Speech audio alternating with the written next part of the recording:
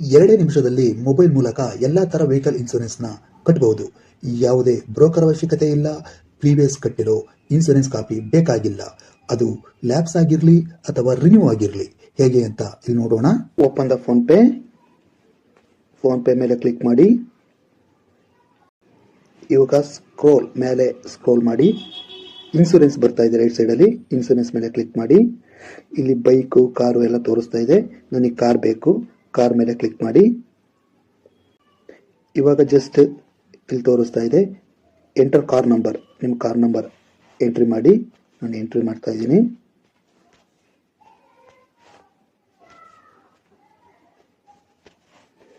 Just right ಆರೋ ಮೇಲೆ click ಮಾಡಿ.